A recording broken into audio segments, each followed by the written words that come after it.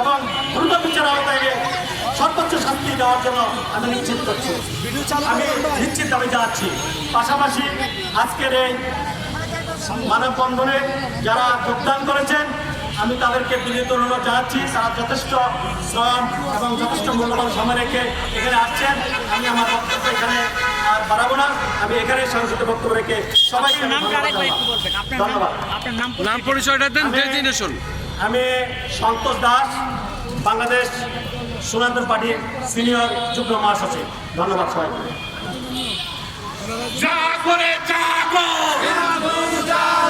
আমার ভাই বললো কেন?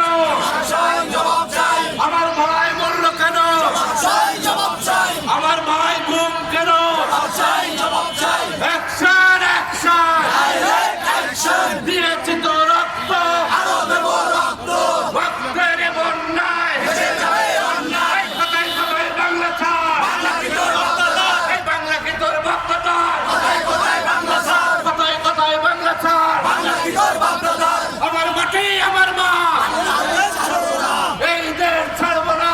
আমার মাটি আমার মা, আমার মাটি আমার মা, এই দেশ ছাড়বো না। এই দেশ ছাড়বো না। আমার মাটি আমার মা, আমার মাটি আমার মা, এই দেশ ছাড়বো না।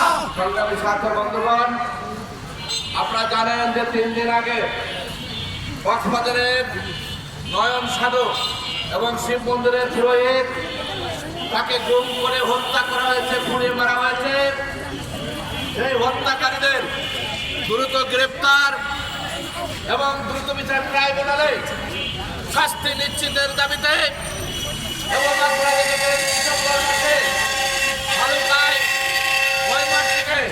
দীপুচন্দ্র দাসকে নির্মমভাবে পুড়িয়ে হত্যা করা হয়েছে।